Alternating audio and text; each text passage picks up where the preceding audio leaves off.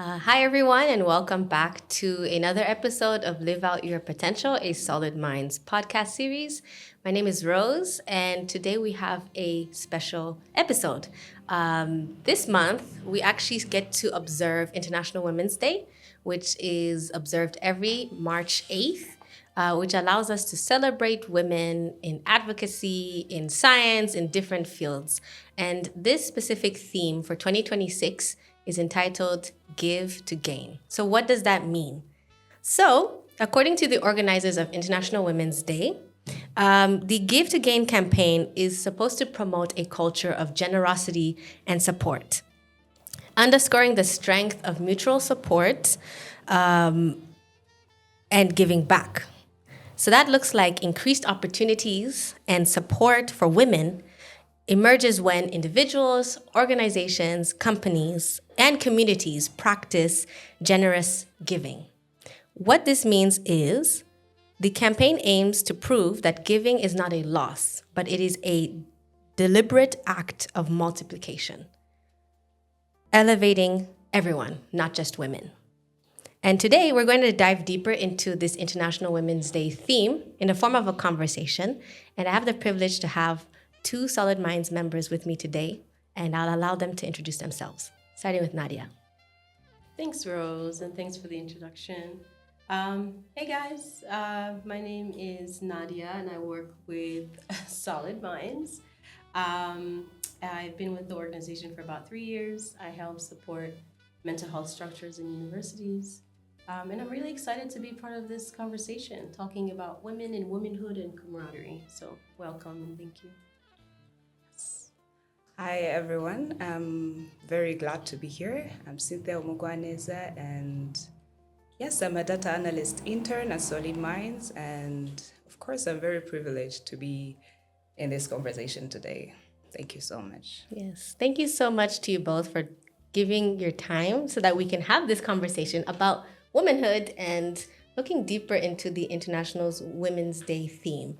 But before we do that, I thought it would be interesting to start our conversation with a common debate about womanhood, specifically the view that every woman must marry at some point in their lives.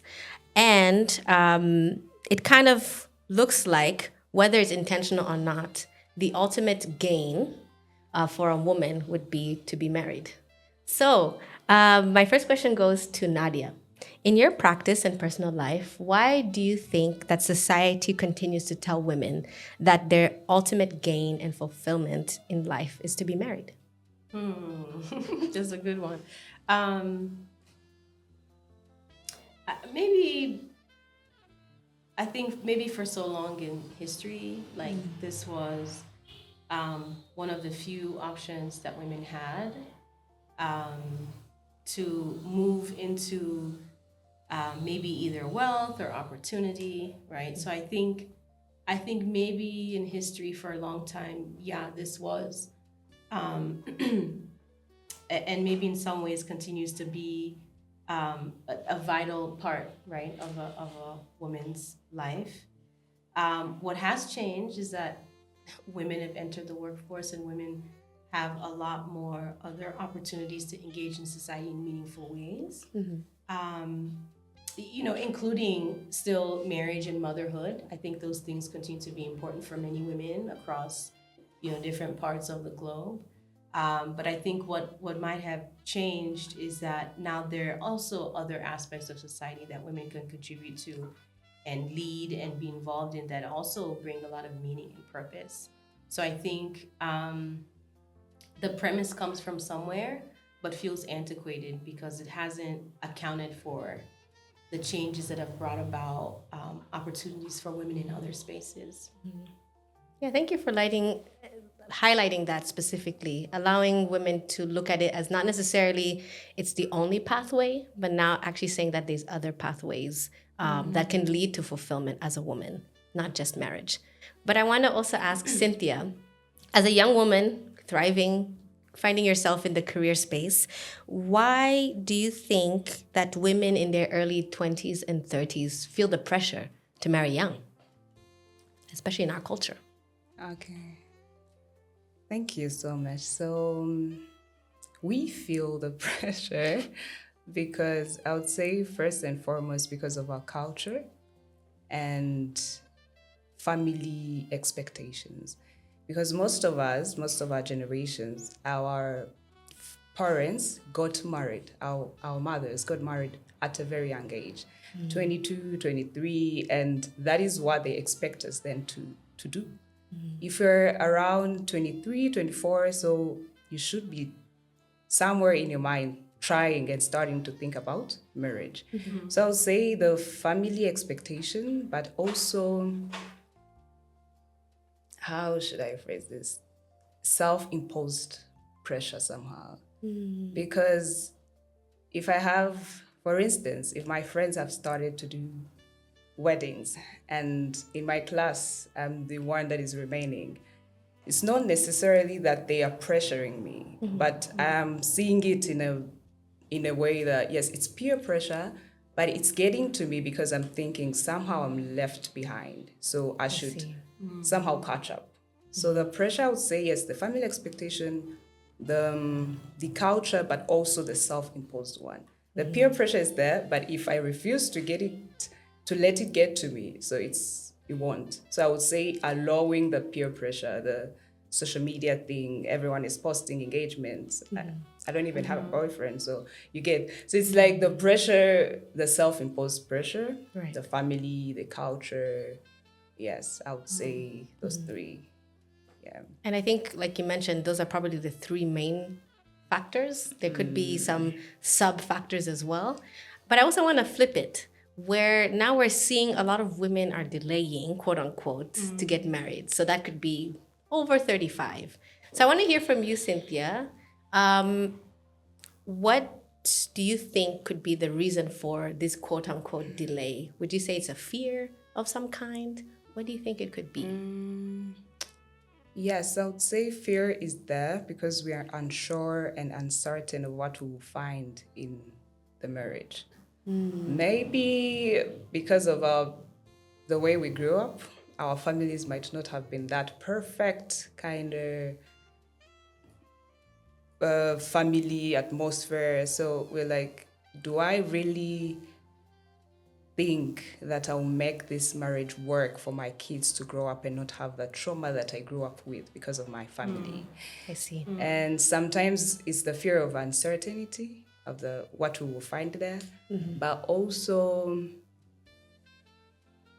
I feel like sometimes we want to try many things in our 20s. We want to discover ourselves, we want to understand ourselves, we want to do a lot of things because of the fear that if I get in marriage, I'll be locked in forever.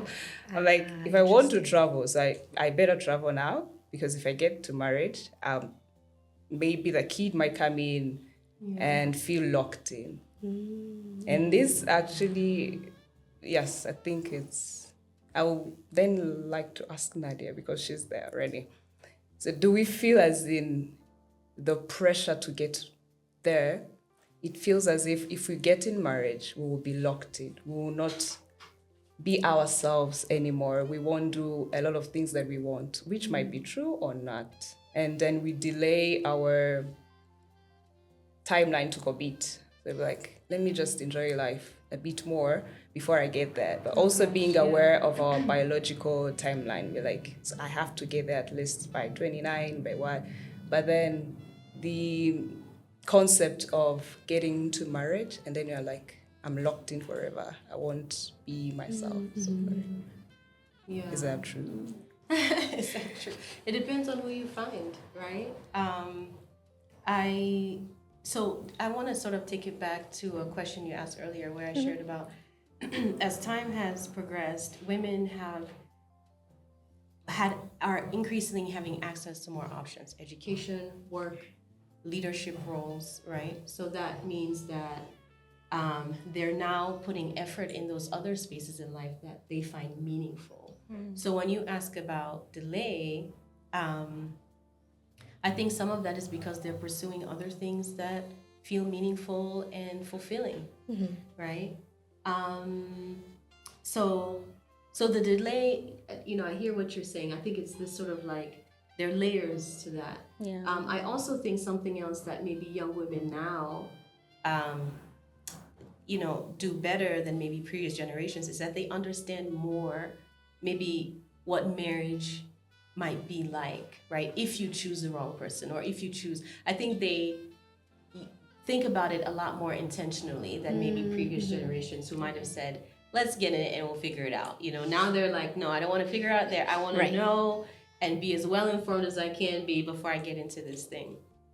The other thing that strikes me as I listen to you, Cynthia, was how sad to have the perspective or the reality that joining your life with someone would severely limit things that bring meaning and light to you. Yes, marriage involves sacrifice. Having kids involves sacrifice, right? There's some degree of that. But to feel that your potential or your light comes to a rapid halt is such a sad concept for me. And I think you asked, does that happen? I think it depends, right? Maybe a lot of young women have observed peers or aunts or, mother figures and mothers get into spaces where that occurred and they anticipate, okay, this might also be my path. So I sort of walk that line and I understand where the fear comes from because it's been a reality for so many people. And maybe there's a cultural component to that. Maybe there's an age component to that, a generational, I'm not sure. But I think, I don't know if I would say yes, 100%, that you come to a grinding halt. I think a lot of that depends on who you join your life with. Some women are fortunate and they end up with men who want to encourage them to pursue and want to lift them up. And, in an ideal world, this is who we all find, right? But I think maybe some of the hesitation is the reality that actually that is not what everyone finds, right? Some people find folks who are threatened by their potential, by their light, and want to cover that. So I think this is a very sad thing. And maybe to add, I know we've had conversations before about womanhood.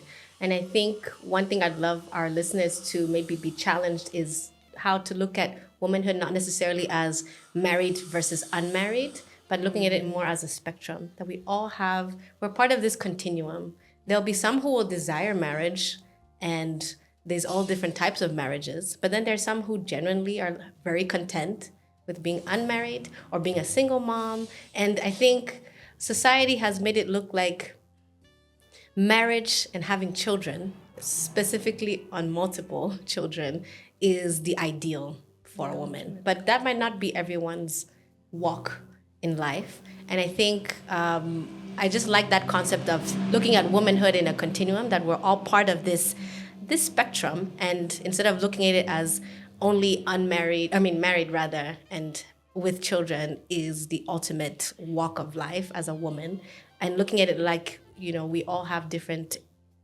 walks or different stages, and all of that should be respected and appreciated and encouraged, and never feeling like one should be overpowered by the other. I don't know, what do you guys think about that concept of womanhood as a spectrum or a continuum? I think that for human beings, is there a joy and a fulfillment in finding partnership that feels mutually fulfilling? Absolutely. This is not a woman thing. Men who find partners and find fulfillment. Human beings are just, created to be social and to engage in that way. So I don't even know if the idea of, finding a partner that you can walk through life with and find fulfillment, that is a woman thing. I think it's a human thing, right? I also do think that, women in different stages want different kinds of combinations of that. You might find women who have always wanted to have children, and women who say, no, for so and so reasons, this is just not, it's just not what I want, or you might find someone who changes their mind later, right? Right, So they're it's not true. these hardcore boxes. I think accounting for a person's life as they go and experience the world, they experience people, and the allowance for growth and change. I think, and that the belief that maybe when people come to their conclusions, they come to their conclusions for a good reason, Right. right? That perhaps they've observed or they've experienced personally or observed other people that have led them to make certain decisions about their lives and how they move through, whether it's concepts around marriage or concepts around motherhood. So in that way, yes, I think there's this. I think there should be room for accounting for some of the nuances and experiences that different people have. Is it generally speaking, that most people desire companionship? I think so. I mean, not a woman thing, a human thing, right? Do people then decide different versions of what that companionship might look like based on their experiences? Absolutely. Also not a woman thing, right? A human thing. Yeah. Maybe to ask Cynthia, in terms of this desire of companionship being a human thing, how do you think society could give towards encouraging people who desire companionship in a healthier way? What I mean by that is I think we come from a culture where there's a lot of emphasis on women being guided or directed towards all the support and resources as being a good mother. But is it actually balanced? Is it the same type of resources given to men, for example? So what are your views? What would you say to what could be some resources that society could give to make that desire for companionship not just encouraged, but also probably more balanced? Okay. If the question makes sense. I don't know. It does. I think I'm getting it. So I would say, starting from what you just mentioned, many resources are available, but for women, sorry. So even growing up, our mothers in school, everywhere, it's as if we are being prepared for that path. And if it is even in different workshops, if we say in church, most of the, most of the programs there are for women. This is what to do. This is how to become a good wife, a submissive wife. You will find the head of the family, something like that. So we have, which I believe is a good thing for women in their 20s. They mostly invest in bettering themselves, understanding them. Yes, in the self-growth. And also in understanding how they go beyond becoming better and understand how they will become a better mother, not even a better wife, just a better mother. So we go beyond the norm. We're into it. We're heading there and we're getting prepared for that. But on the other hand, I don't think the resources for men I wouldn't say they're not there, are scarce, but they might be there, but they're few. It's as if they're being trained to, if you trace it back to the family, if you have like a brother, and then your sisters and you have a brother, most of the times, what to do the simple chores at home? The female, the women, the girls are the ones to be trained to mop, to do everything, to wash, to do laundry. But the guys, they're just, I don't know what are they even doing, playing around, bicycle, things like that. So they're being trained to, I don't know, find something to do. Because later on, you'll be like your father. You will provide for the family. You won't be seen cooking, but you will be seen giving money for them to buy something to cook. Right. So even how they grow up, it's as if they're not, I don't know how to phrase it well, but I don't know if men in their 20s truly invest in their self-growth as much as women. They might invest in them career-wise, finding something to do. If you're going into coding, you better code, you better learn, you better have masters. Right. You code and you are a leader, you get a wife. But then growing as a person, understanding your past, understanding what you do, understanding how to become a better boyfriend, a better husband, a better father. I don't think there are even some resources for that. Maybe there are some books which I think they're there. Yeah, even most of the books, like Myers Monroe, it's like the power of a woman. Like women, we are understanding ourselves more. Right. But for men, books are not that much. They're there, but they're not much. And also, so tracing it back to how families raise their girls and boys to be intentional in making sure that they make their boys understand that truly working on yourself is not a girl thing.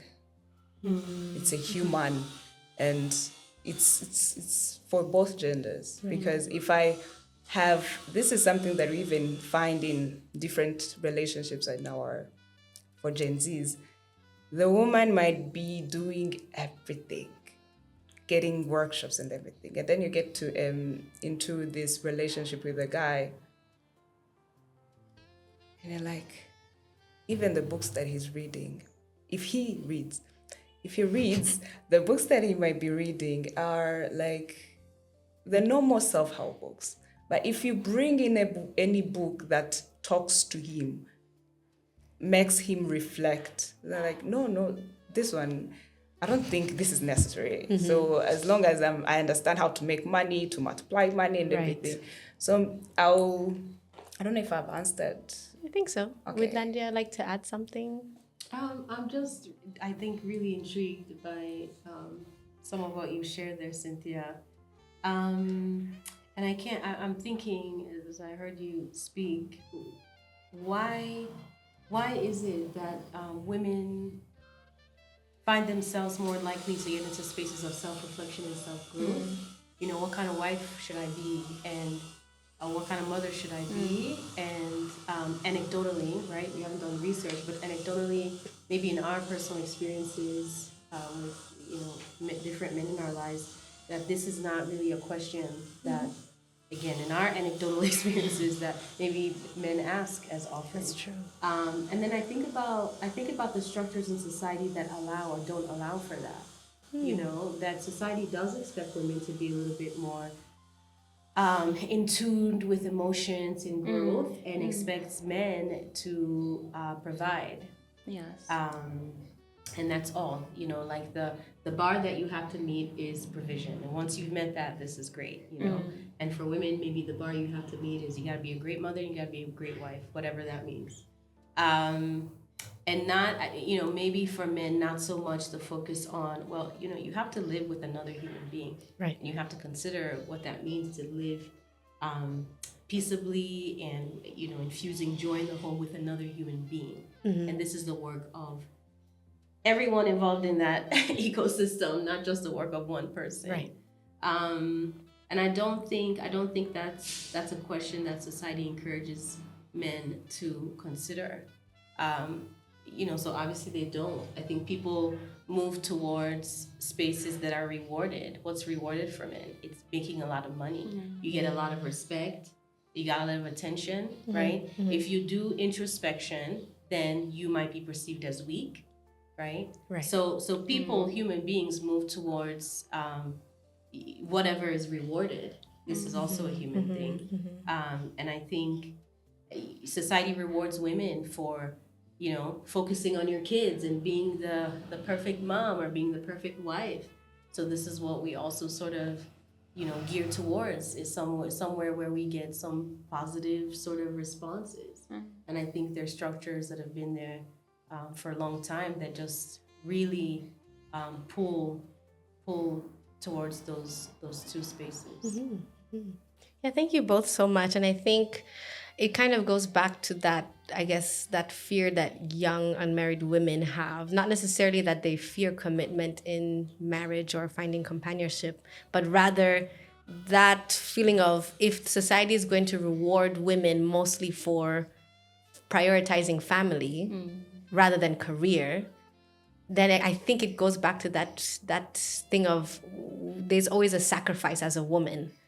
It's hard to see that connection between career growth and also family growing. It could be as an unmarried woman, you can grow your family relationships with your siblings and parents, but also as you decide to grow your own nuclear family, being a spouse and a mother. So it kind of links now to our next part, which is this intersectionality between career growth and family. So I want to ask Nadia, what factors do you think most shape the connection between being a woman and advocating for a career? It's also really good. I mean, there are probably many factors in many different dimensions that maybe impact the way that a woman moves through a career. Maybe one of those things is a work culture, like where do you, what environment you find yourself in professionally. Are there women in leadership? And that probably gives you an indication of your trajectory. True. Right? If Very you're in true. a space where like there's zero women in leadership, unless you're the first to sort of break down that wall, there's some assumptions you can make there, right? I think maybe mentorship, right? Are you find yourself in an environment where mentorship among women is encouraged or perceived as competition, right? Is there a system that pits one against the other and says, if we mentor, then this person will be my competitor? Or is there an air or a culture of valuing mentorship and that, you know, when one wins, we all win? Obviously, I think taking into account different stages of a woman's life, you know, for women who choose to have children, that has an impact on time and energy. Does a workspace account for that time? Or do they penalize that time given to family and to raising children, right? Yeah, I think there are probably many other factors, but that's what comes to mind. Yeah. I guess now my question goes to Cynthia. As you're now navigating career and career growth, especially now that we're looking at the theme of give to gain, and looking at as a young woman who wants to advance your career, but maybe also work on family down the line, what do you think current industries and organizations could do in order to give resources to ensure that your generation can gain from both professional success and personal fulfillment? That's a good one. But I had a question. Can I first ask before? Okay, sure. Absolutely. Okay. I'm going to take you back. No worries. So we mentioned that the society is the one that makes men, like what Nadia mentioned, doing the self-reflection is seen as weak, being weak. And if you're a provider, you're career advancing, then you are a typical man. So I wanted to ask, this give to gain as women, coming back to ourselves, is, okay, aren't we somehow, somewhere, the ones also infusing this feeling or this belief in men?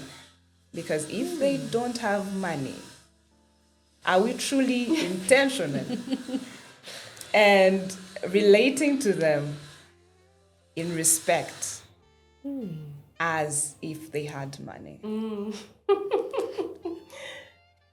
Good question. It's a great question. Yeah, really great question.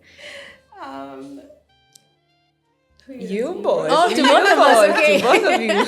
I want to first get a bit more of an understanding. Are you arguing the case of there's some women who also look for that in companionships, like that men must have a certain level of salary or figures? Is that what you're trying to get at, or could you maybe Yes, expound but a bit it's more? as if we are trying to make them understand that them doing self-reflection, self-growth and everything is really needed. But also somewhere we are like, if you're doing this, you also better have money. You also better have, yes, you better have this. But but a man might be in a journey of finding himself, he's investing in himself, but he's yet to find a job. That's valid. That's valid. This is true. It's true. You know, I don't know. I know very few women who, let's say, are settled in their careers and are making their own money and would choose a partner who doesn't have something for themselves. Right. I don't know if they necessarily have to make equal or more, right? But that they have, I think the inherent value of you have to have something for yourself too. I also think that, you know, the mindset of like men coming with money as the biggest value and contributor that they have, the current world has shifted some of that because That's women true. are making their own money. You know, and in some ways they're making more More. money. That's true. So you coming and saying you're a provider sometimes isn't enough. You have to come with something else. Give me some emotional intelligence. Give me some other help in other spaces in our life that we'll share together outside of money. Because if it's money, I make my own money too. So there's some of those nuances. But I also, I mean, I do. I think there's, even on social media, this perpetuation of like, women valuing, what is it? I forget the term, like a high something man. What is that called? High maintenance? No. High value man? How value? I see. You Okay, know, I come okay. with my own whatever fancy cars and fancy houses and stuff. I think there's some perpetuation of that. I think on social media, and perhaps That's even true. like maybe there's some women we know personally who sort of really put that up front as a value.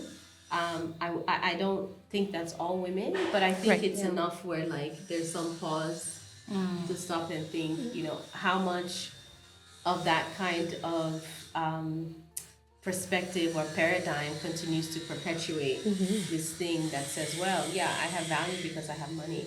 And if I don't have money and influence, then I don't have value to a woman. Yeah. Right. So Yeah. I think it's a good question. Maybe to add, I think what is so fascinating about our current society is that we generally have seen such an increase, a rapid increase in women empowerment. And we see, women are willing to be in very high positions, even senior level. But then at the same time, now we're seeing that there's an issue with men not being empowered as well. Yeah. So I think to answer your question, I do believe that there are some women, not all as Nadia said, who do also perpetuate that idea of like, yeah, I do need a man who has 7 figures, which, let's be real, not many of them do. In fact, it's a very small number of men who, have that amount of money or that amount of financial stability. So I think it's also unfortunate that yes, there are resources that empower women and show women that they can be in the same spaces as men. But then, unfortunately, I don't think there is enough resources or even any resources that also pushes men and empowers men in the same way that they've empowered women. So there's that question of what can society do now so that all men feel like they're not just being empowered, but also being comfortable with the fact that they're okay with seeing fellow women in similar spaces as them and not feeling inferior to women. So there's so many different levels to that, but it's a great question. So I hope I also answered it as well. You did. Also, as women, being intentional in if it is respecting men, regardless of the financial status. Because sometimes they're like, if you don't have a car, so If you don't have a house or an apartment, yes. And I think that's why men feel like if I don't have money, as Nadia mentioned, is as if money is their best or the high value that they can bring to the table. Right. It's now just reevaluating what is their reward system or metric rather. Because if we're still seeing men saying that their reward is having a good paying job, or having a certain amount of money, but now also seeing that the job market is difficult. It's very competitive. They're seeing now women getting very great positions, some of them making more than them, but then at the same time, they're still being told as men that your main reward or your main gain is to be the sole provider. It's just a paradox, I would say. So yeah. Yeah, I think it's also very, I mean, it's detrimental all around the board, right? Not just for one sort of group, but you find someone who, because of um, the the messages around what's valued and what's rewarded, that they say, as long as I do this, I don't have to do anything else. In a partnership, in parenting, as long as I do this, I don't have to do everything else. This is incredibly problematic. On either side, whether that's a woman carrying that burden. mentality, or whether that's a man carrying that mentality. That means they could do anything else. And as long as, right? This is problematic when you think It is. about what it takes to build and maintain like a healthy relationship. Unless this is not your goal, right? But if you think about it's so much more. Yes, it helps. It helps to be financially stable, absolutely, right? It makes things a little bit easier, but it can't be the only thing if you think about like the holistic sort of perspective of what it takes to build and maintain healthy relationships, within family context. So I think what we could probably learn, or at least society could learn, is that as we're moving and we're shifting just the workspaces, they also should be thinking about what resources should we be adjusting to these changes. As we're seeing, like you mentioned earlier, Nadia, that a lot of institutions don't necessarily cater to like new mothers. And it's unfortunate that we're still seeing it today, where there are unfortunately penalties for being a mother in a high position. Or you might not even get a certain job simply because maybe you've decided to take the wife route or the family route. So I think institutions and companies should now be catering not just to women who desire to grow in their careers and also maybe create their own families, but also looking at it from the man's perspective, saying that what are some resources as well for them to help them grow, to also see that there are shifts in the workspaces. But I wanted to hear from Cynthia specifically, as a young person trying to guide and advance your career. What do you think could be a really good resource that institutions could give to young people right now? Okay, thank you so much. I would say first and foremost, as Nadia mentioned, mentorship is really great. For instance, if I get the opportunity, if they give us opportunities to apply for internship, and then I have an internship in that company, please, the internship is not for me to just come and go home. I want to learn, I want to grow, I want to fail, but then grow from there.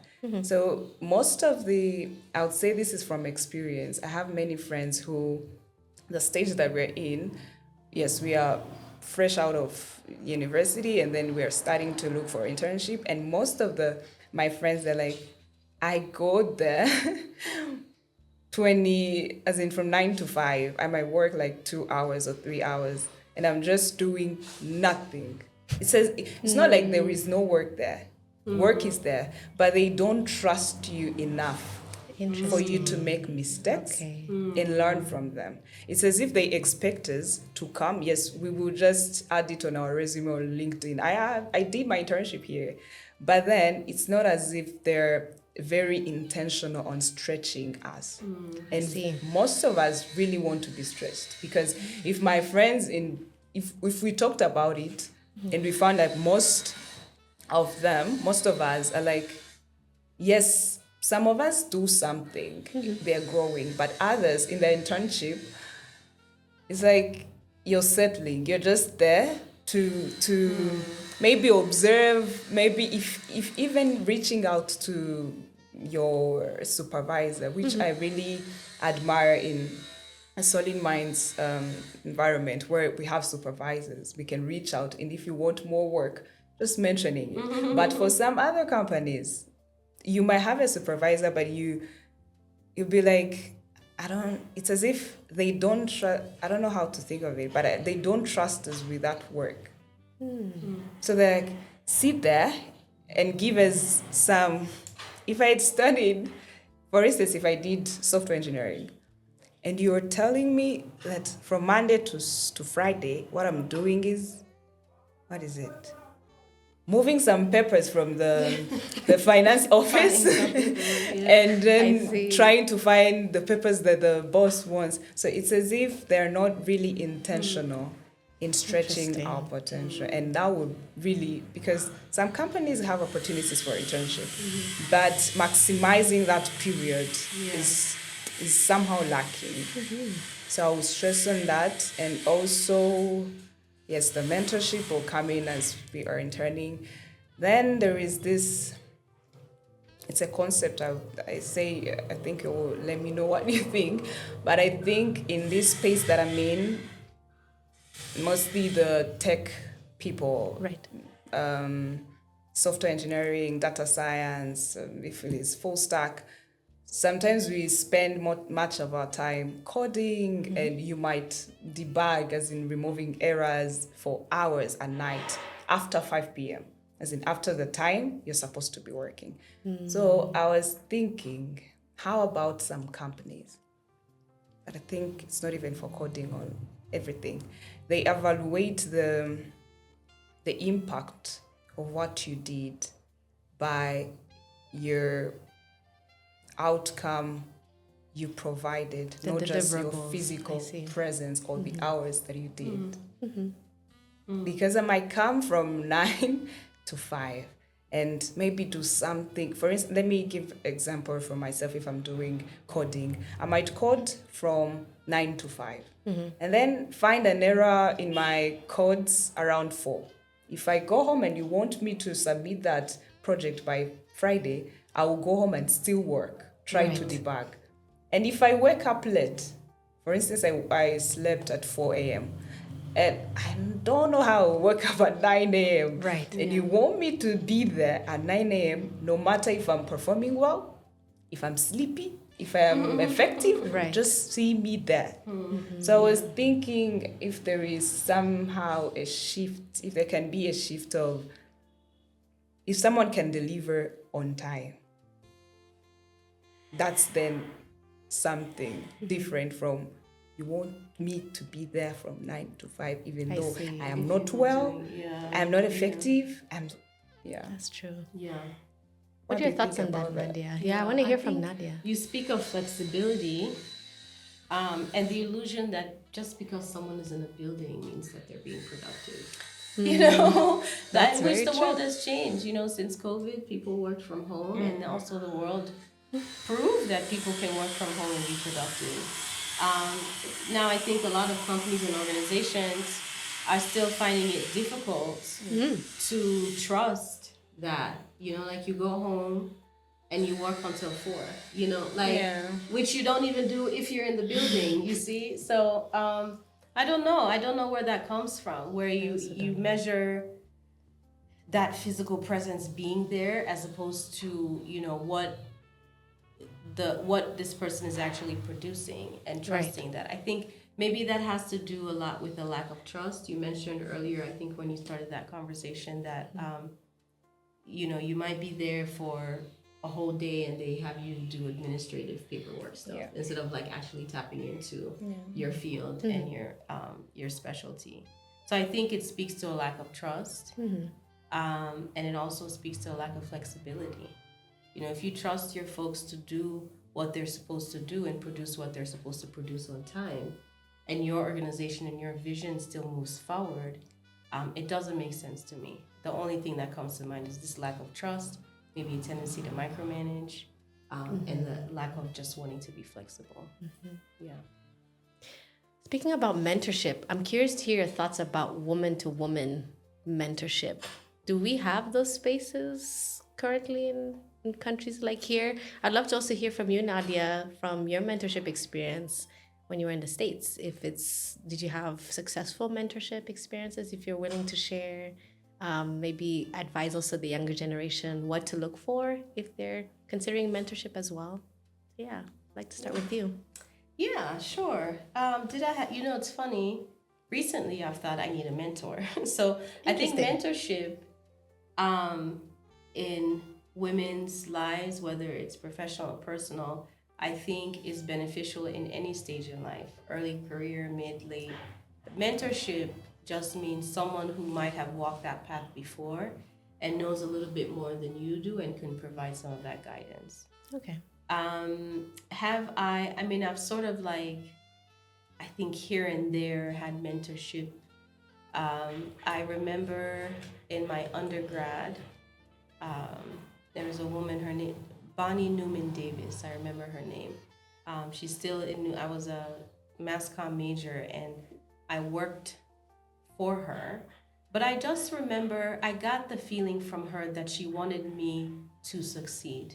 And I got the feeling from her that she wanted all Black women to succeed. I've been fortunate to encounter a few women like that. And that, I can't even remember specifically like projects we worked on. It was around like reporting in newspaper and stuff.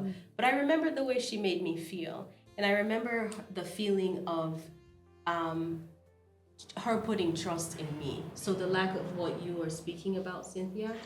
And why, it's been years, 20 years later, I can't pinpoint specifically, but I can pinpoint how she made me feel, the trust she had in me, and what that did for me moving into the world in whatever space I ended up in. I didn't even end up in journalism, right?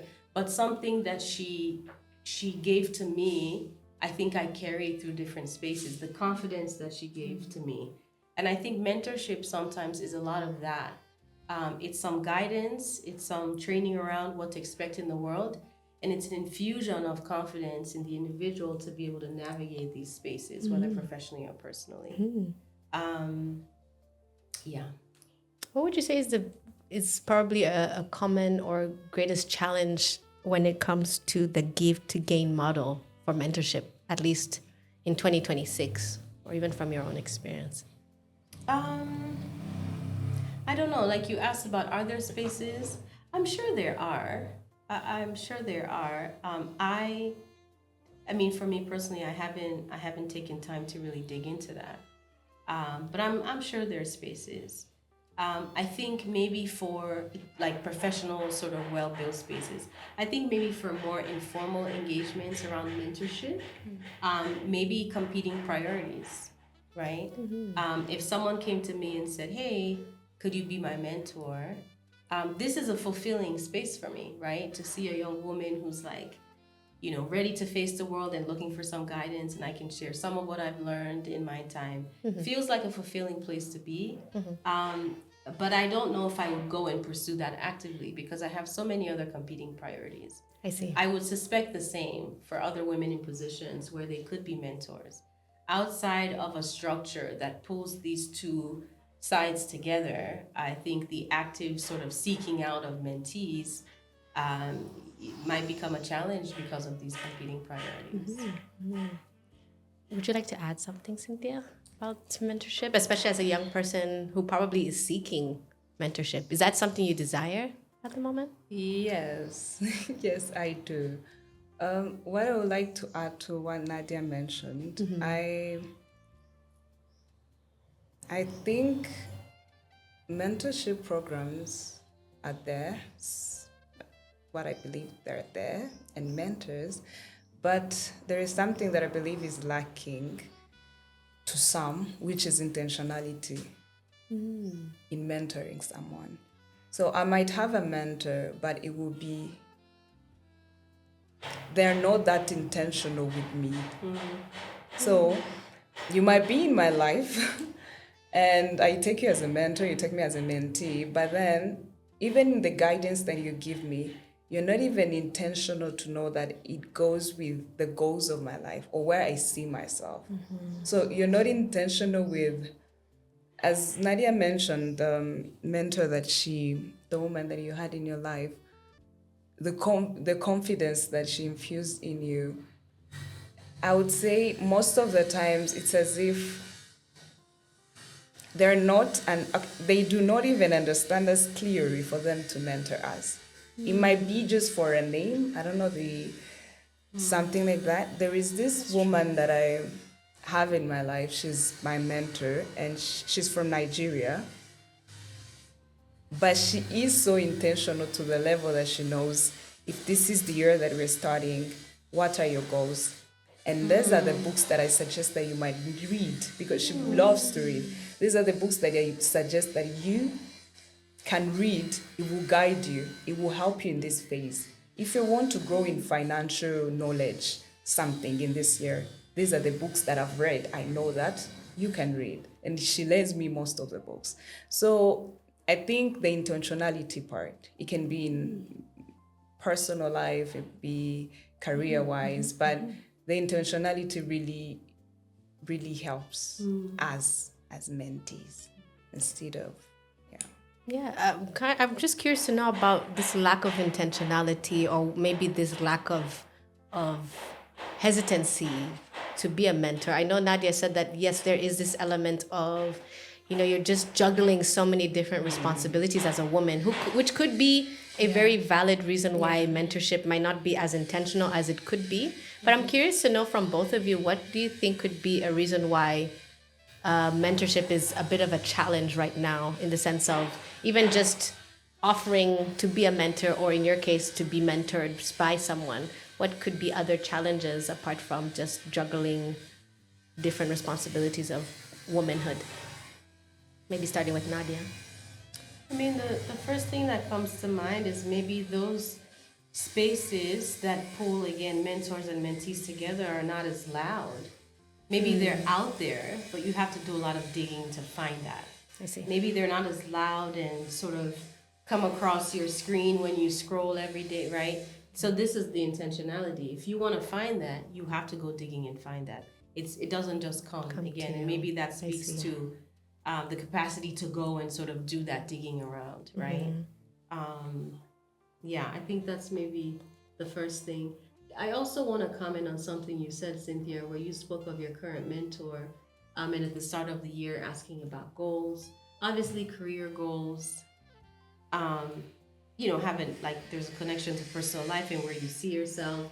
But I think sometimes when people think of mentors, there's the strictly academic or professional space, and not an account for how this impacts personal life, right? I think a good mentorship sort of fusion is the recognition of what is happening in this young person's personal life and how does that relate to their professional goals, right? There's a few, I don't know, maybe this is just my sort of thinking around mentorship, is that historically has been this really strictly professional space and not an account for how does that profession impact personal, or how does that personal life impact professional life.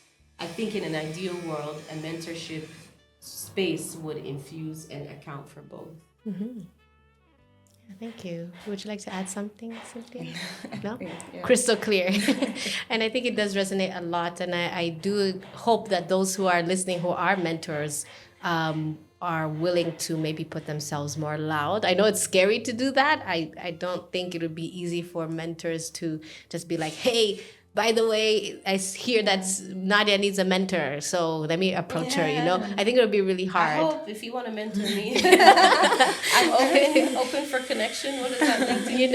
But it's so interesting to see that just the advocacy for mentorship is already a good start. And I also like the part where you mentioned that I think all walks or all goals do have an element of they do connect with your personal and professional or academic, or even all the three, depending on which stage or which goals you specifically have. So I think also recognizing that is a good thing as well. I think just there's a topic that's been on my heart about mentorship versus friendship, especially in female spaces. So I first want to ask Nadia, how do you define friendship, at least in this stage of life? And how does it differ from mentorship? Yeah. Can they overlap? Are they different? Can they overlap? Man, those are really good questions, Rose. Let me think about this. The first thing, when you talk about friendship, what do you define friendship? I think the definition of friendship can change over time. So what I defined a friend to be 20 years ago is not what I define a friend to be now. Interesting. Right? Now I define a friend as someone with unconditional positive regard, that this is mutual, that I have that for them and they have that for me, that there's honesty, right? That it's honesty in love, honesty with care, right? That you're not just sort of brutal, but if you see me sort of, being questionable, I trust that you're able to reflect that back to me. Yeah, and that we're able to share pieces of life that matter to each of us. That if they have wins, they can share that with me, and trust that even if I'm not having a win at that stage in my life, I would be genuinely happy, and vice versa. I think if you asked me 20 years ago, it would be someone you can share everything and anything with. Interesting. I don't believe that now. I think there are different kinds of friendships that you can share different kinds of things with. Not necessarily one person you have to pour everything into. I actually don't. I'm still sort of forming this idea, but I don't know if that's healthy to pour everything into one person, right? I think it's unfair to that person and unrealistic for you to expect that person to connect on every single level with you. So I think there are different kinds of friendship. I think there's a core of mutual support in my definition of friendship, and pieces of life that are genuine that you share with that person, Yeah. That's really beautiful. I would like to ask you, since you mentioned that your definition of friendship changed over the decades, what would you advise young women now who are in that season of navigating friendships right now, where some have been grieving friendships, and it's been a painful experience. Maybe they felt like someone who they've been so close with out of the blue. Life experiences happen or certain circumstances happen, and then that quote unquote friendship is now gone. So what would you advise for someone who maybe might be grieving a friendship or is just reevaluating their definition of friendship right now? Yeah, and that's really hard, actually. I remember going through that. That's really hard. When either you move away or folks get married or folks have kids and you're in a different stage in life. Oftentimes when this path splits into different stages in life, it changes the friendship. And when you're young, you make the assumption that, oh my gosh, this is such a terrible thing. I'm no longer close to this person. They're no longer my friend. And over time, if you keep at it, if maybe you stay in touch with that person. But I think something I learned was to embrace the change and the shift and not define it as necessarily a negative thing, but just a life thing. That whether you act on that or not, life will change. This is a given. So I think the acceptance or the working towards acceptance of that, obviously that's a journey, right? It doesn't just happen overnight. But I think an acceptance of this change that is inevitable in all of our lives. It's very unlikely that you would change in the same direction as all your friends and get the job in the same city, marry at the same time, have kids, This is very unlikely. And if you have that, more power to you. This is a wonderful thing. I also think that the redefinition then of friendship, I guess maybe that's what I did, is redefining that a friend to me is not someone who I need to go to their door and, have lunch with every day. In some stages in life, you walk down the street, you knock on your friend's door, and you hang out for 5 hours of the day. And this was great. It's a beautiful part of friendship. But I think, again, as life changes, this might not be as easily possible. So I think even the redefinition of a friendship and, what that means in terms of frequency of engagement, what kinds of engagements you have, and the recognition that that doesn't necessarily take that away. It changes it. It changes the nature of it. But that there's still meaning to be found in those relationships if both parties are willing to keep at it. They're friends now. We're on a WhatsApp group. I think I chat with every couple of months, and sometimes we schedule a Zoom call. I think maybe 2 or 3 times a year, something like that. And when we get together, it's like, I'm so curious what's going on here, but I haven't talked to these guys in 6 months, or I might send a message here and there. And I think, we got to a stage where that's okay, right? This is not a degrading of the friendship. It's just a change. It's a shift. What comes to mind to you, Cynthia? I have a question. Okay, go ahead. So then there is this, I'll say, definition that most of our Gen Z have for friendship, which is maybe genuine friendship is considered by how much you know of this person. Like their past, their everything, where they are. If she is your friend, you should know where she is. I'm like, no. So what do you think of that? As in knowing everything. Okay, if I don't know everything about this person, she's not really my friend. I don't. Yeah. I mean, I'll say I think it's developmentally appropriate. I feel like a lot of us felt that way at a certain stage in life. So I don't know if there's anything necessarily wrong about that. I think for the stage in life, you know those necklaces, BFFs, best friends forever. You take one piece, you give the other piece. I had one of those for like 5 people across. You know, I don't think there's anything wrong with that. I think it's developmentally appropriate. I think as you get older though, and you go through different spaces in life, you do realize that I mean, for everyone to tell you every single morsel, you know, they might tell different people different things. But I don't know, I think it's unfair to put everything into one person and expect everything from that person. The thing is, if you think about it for yourself, even you couldn't deliver that to someone else. Right. You know, could you be the person that someone comes to every time something goes wrong? Of course, the happy moments too, but everything that crosses, like, do you want to be the vessel for that? And I think if people are honest, they may want to, but it has a toll. And where I am now in life, it's unfair. It's unfair to expect that of another human being, you know? And this is why multiple relationships are healthy, like multiple friendships are healthy.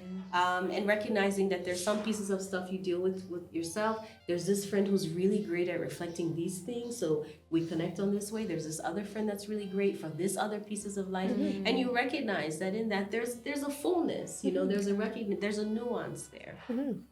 And maybe to add, I think it is a bit of a disservice for women to assume that just because I have this amount of information on someone, that automatically guarantees the quality of the friendship of that person. Yeah, that's because true. I feel that you just gathered information. That doesn't necessarily mean that you have a very close, genuine, authentic partnership with this person, even if it's just at a friendship level.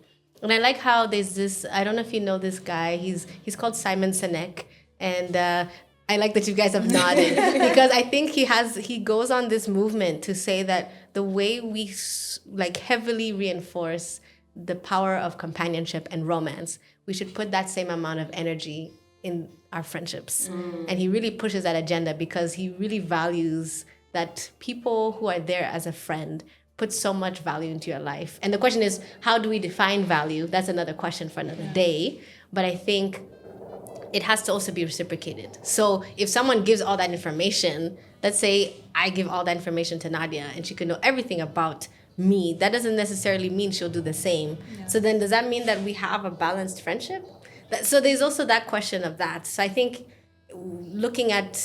I think we just have to challenge how we define friendship. And it's not simply, we can't just say knowing information about Cynthia is the only metric for a friendship and having an authentic, genuine friendship with someone. So yeah, I challenge women who have that type of mindset and to just look at it necessarily like, you know, how we say it's not about how long you've known the person, but rather the quality of those interactions. That also plays a role. Because yes, maybe there might be some things that I'm really weak at as a woman or as even a friend, putting gender aside, but maybe you can confide in me in certain seasons of life, and that has made that specific season in our friendship in that season very, you know, positive. And maybe there'll be some seasons that I might not be there at a quote unquote friend. So I think also understanding that with seasons of life, that friendship will shift, and it's accepting that shift. So not just accepting change, like you mentioned, Nadia, but also accepting that your dynamics will change, and also being intentional about how do we navigate or adapt those shifts It could be on one end, it could be on both ends. So how do we navigate that? I think that's something that all friendships, both women on women, men with men, should also be willing to ask themselves. Yeah. But I think still on the same topic of friendships, I want to ask Cynthia, as someone who's in data science, my question for you is, how do we ensure that digital giving, let's say, on social media doesn't replace deep, authentic relationships and friendships? Okay, I want to understand what is digital giving again? Is it Let's say right now we see that a lot of our focus is on being on social media, and a lot of interactions, let's say, have become very digital.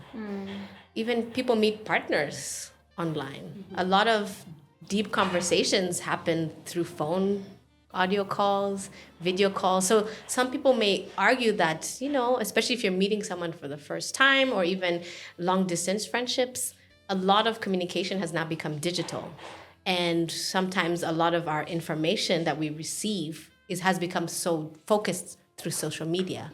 So I think the question is, how do we ensure that, yes, there is the beauty of being connected digitally and how it can keep us connected with our friends, but how do we ensure that those social media platforms don't replace deep and real world sisterhood or just authentic relationships with friends? Okay, so if I understood that well, I would say the digital world is good, but then somehow, somewhere, it's not healthy because there is a part of it that is not real. If, for instance, I'm a social media person and I post a lot, I might have a friend who really likes all my posts. If I post, she will post. And then I have another person who doesn't ever, even on my birthday, doesn't repost me. So I wouldn't say we stress much on how present we are on these digital platforms, because me posting you or even reposting you doesn't mean that I'm your sister or friend. We might even do like that, as in live like that, if it is posting, if it is commenting on your post, which is really good. But then if you really need someone to talk to, you might not find me, because it's as if we might be doing it's surface level for me, unless we are truly friends outside social media, or we started on social media but then we grew from that. But if it is social media, we keep it social media. Wow, that one I don't think it has any significant part in defining in defining our friendship. Maybe you are abroad, I'm here in Rwanda, we talk, but the point is, I'm just trying to understand that me showing to the world, us showing to the world that we are friends doesn't necessarily mean that we are friends. We can talk behind the scenes, if I can say so. It doesn't have to be like, for instance, I don't know if I'm articulating it well, but for instance, most of my closest friends will really don't even have most pictures together.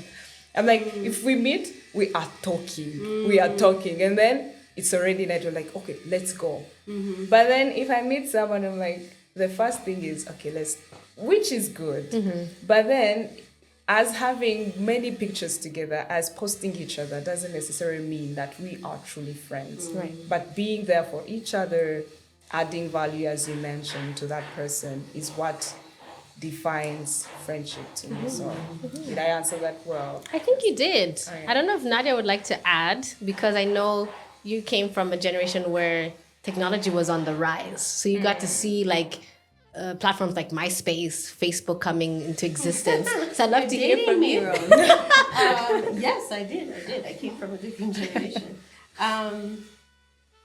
Yeah, I think nothing replaces in person. Even I think that's some of what you were speaking to, Cynthia. Nothing replaces in person connection, and as you noted, a lot of times, what is portrayed, we're all going on vacation together, we're smiling, we're drinking together, doesn't necessarily truly define the nature of like a grounded friendship, right? Those could just be moments captured, but don't really tell a lot about how the depth of that friendship. I do think, in cases where like people move or abroad and maybe don't have the access to in-person connection, then virtual connections serve as an opportunity to stay connected. Or as opposed to it used to be, I don't know, you have to write a letter, that doesn't get there for months. So I think if possible, nothing replaces in-person connection. There are cases where virtual engagements have supported friendships, especially in cases where people move. And in that case, I think in that scenario, I think yes, then virtual is better than nothing. But I think I tend to agree with you. I think the in person, is hard to replace that. Well, as we wrap up, I would love to ask both of you, starting with Cynthia, if there's one thing you want our listeners, be it a girl, woman, or even just a man who loves women's rights or equals rights, or even a boy who is interested about women empowerment, what would you like for them to take away about this give to game theme, or even just the conversation we had together? Okay, thank you so much, Rose. Let me see. I would say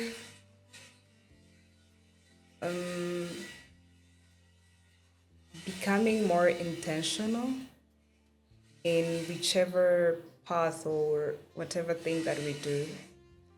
If it is friendship, let's all try to be intentional in our friendships. If it is in the workspace, let's try to be intentional in all that we do. If I'm a mentee and I want a mentor, there might be a mentor who's willing to mentor me, but if I'm not intentional in growing and Right. going out of my comfort, as in she or that person, okay, the mentor is the one that I'm drawing from, so I have to be willing to draw from her. So I would say becoming more intentional in everything that we do. If it is self-growth, if it is friendship, career-wise, and navigating life in general, becoming more intentional. Yes, I'll say becoming more intentional. Yeah. Thank you. How about you, Nadia? I think some of my thoughts share a similar theme around intentionality. The world has not always afforded women spaces to grow and support each other and mentor each other. And now we do have, that opportunity. We're able to. So I think what I would say is for us to take that opportunity to support each other. The world, while we've progressed, there's still a ways to go. And the world, I think, will bring enough or continues to bring enough challenges for women. So we don't need to create that among each other and like competition and that kind of thing. So I think supporting each other and being intentional about being in those spaces and lifting each other up. For the men who are listening and curious, I think be curious about the women in your life. We can make a lot of assumptions about their experiences, as we can as about men's experiences as well, but you don't know until you ask. So I think be curious about their experiences in partnership, in motherhood, in career. Be curious about the women in your life. Ask them, and don't just make assumptions. And really listen to what they're saying and see where you can join with them. Right. Well, thank you so much to you both for your time. And to our listeners, just to close off, I think this was a great conversation to have, not just about the International Women's Day and why it's celebrated, but looking at the Give to Game theme for 2026, that communities, individuals, families, and yourself watching can play a big role in offering support to women, which can also lead to multiplication and impact, not just to women, but also to yourselves in return. So my question to you guys is, how will you give to gain this year? Thank you all for watching and hope to see you very soon. Take care.